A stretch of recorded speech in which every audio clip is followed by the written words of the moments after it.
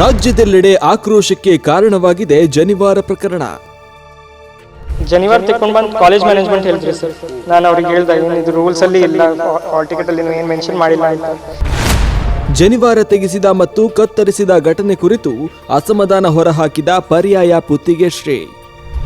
ಜನಿವಾರವನ್ನು ಯಜ್ಞೋಪವೀತವನ್ನು ತೆಗೆಸಿದ ಘಟನೆಯನ್ನು ಕೇಳಿ ನಮಗೆ ಬಹಳ ಆಘಾತವಾಗಿದೆ. ಇನ್ನು ಮ್ಯಾಥ್ಸಿಗೆ ಹಿಂಗೆ ಇದು ನೋಡಿ ಕಟ್ ಮಾಡ್ಕೊಂಡು ಬಾ ಅಂತಂದ್ರಿ ಸರ್. ರಾಜ್ಯದ ಸಿಇಟಿ ಪರೀಕ್ಷೆಯ ಸಮಯದಲ್ಲಿ ಪರೀಕ್ಷೆಗೆ ಬಂದ ವಿದ್ಯಾರ್ಥಿಯಿಂದ ಜನಿವಾರ ತೆಗೆಸಿದ ಮತ್ತು ಕತ್ತರಿಸಿದ ಘಟನೆಯ ಬಳಿಕ ರಾಜಕೀಯ ನಾಯಕರನ್ನು ಒಳಗೊಂಡಂತೆ ಎಲ್ಲೆಡೆ ಆಕ್ರೋಶಕ್ಕೆ ಕಾರಣವಾಗಿದೆ.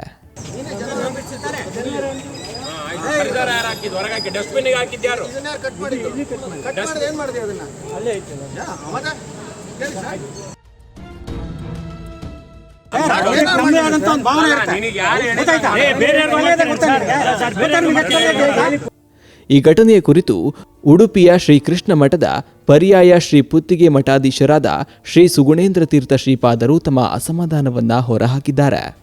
ಇದೀಗ ತೀರ್ಥಹಳ್ಳಿ, ಬೀದರ್ ಎರಡು ಕಡೆ ಜನಿವಾರವನ್ನು ಯಜ್ಞೋಪವೀತವನ್ನು ತೆಗೆಸಿದ್ದ ಘಟನೆಯನ್ನು ಕೇಳಿ ನಮಗೆ ಬಹಳ ಆಘಾತವಾಗಿದೆ. ಇದು ವ್ಯವಸ್ಥಿತವಾದಂಥ ಒಂದು ಕುತಂತ್ರವೂ ಇರಬಹುದು ಅಂತ ನಮಗೆ ಅನಿಸ್ತಾ ಇದೆ. ಇದು ಮಾತ್ರ ಅಲ್ಲ, ಇಂತಹ ಅನೇಕ ಘಟನೆಗಳು ಸರಣಿಯಾಗಿ ಈಗ ನಡೆಯಲಿಕ್ಕೆ ಪ್ರಾರಂಭ ಆಗಿದೆ.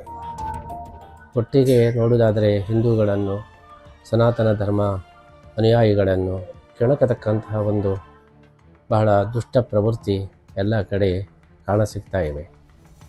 ಸರ್ಕಾರ ಈ ಬಗ್ಗೆ ಬಹಳ ಗಂಭೀರವಾಗಿ ಯೋಚನೆ ಮಾಡಬೇಕು.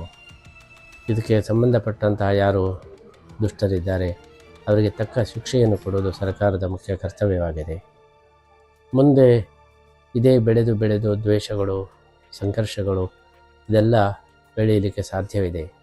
ಆದ್ದರಿಂದ ಮೂಲದಲ್ಲೇ ಇದನ್ನು ಸರಿ ಮಾಡುವುದು ಅದು ಜಾಣತನ. ಈ ದೃಷ್ಟಿಯಲ್ಲಿ ಈ ಎರಡು ಘಟನೆಗಳನ್ನು ಬಹಳ ಗಂಭೀರವಾಗಿ ಸರ್ಕಾರ ಸ್ವೀಕಾರ ಮಾಡಬೇಕು. ಸಂಬಂಧಪಟ್ಟಂತಹ ಮಂತ್ರಿಗಳು, ಅಧಿಕಾರಿಗಳು ಇದನ್ನು ಬಹಳ ಗಂಭೀರವಾಗಿ ಪರಿಗಣನೆ ಮಾಡಿ ಕಾನೂನು ಪ್ರಕಾರ ಈ ಒಂದು ತಪ್ಪನ್ನು ಮಾಡಿದಂತಹ, ಒಂದು ದುಷ್ಟತನವನ್ನು ತೋರಿಸಿದಂತಹ ಆ ವ್ಯಕ್ತಿಗೆ ತಕ್ಕದಾದಂತಹ ಶಿಕ್ಷೆಯಾಗಬೇಕು. ಆ ವ್ಯಕ್ತಿ ಯಾರು ಎಂಬುದನ್ನು ಸ್ಪಷ್ಟಪಡಿಸಬೇಕು.